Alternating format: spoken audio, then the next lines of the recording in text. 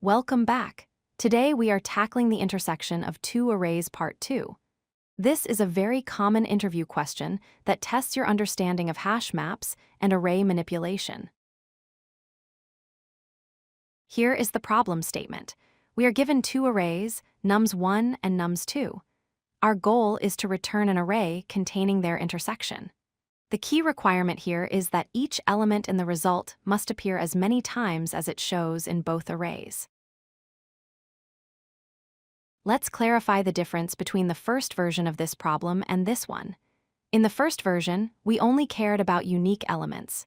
Here, duplicates matter. If the number 2 appears twice in both arrays, it must appear twice in our result. The first and most intuitive approach is using a hash map or a frequency counter. We can count the occurrences of each number in the first array, and then use that count to track matches when we look at the second array.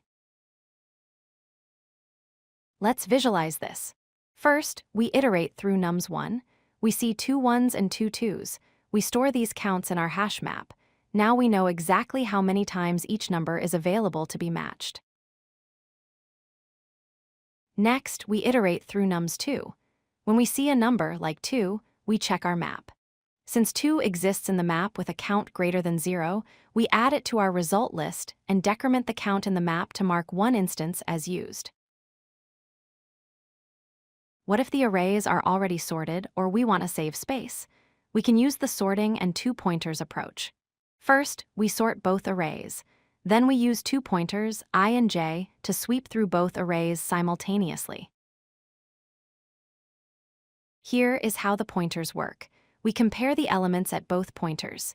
If the value in nums1 is smaller, we move pointer I forward.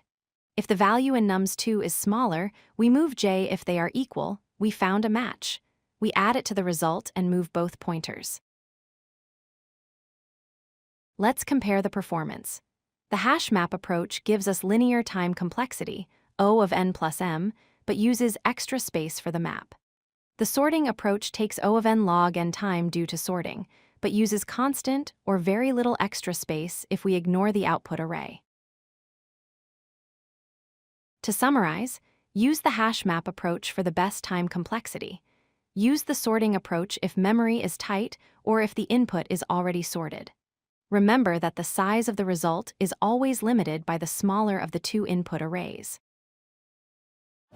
If you like this video, hit that like button and don't forget to subscribe. Visit codelucky.com for more such useful content.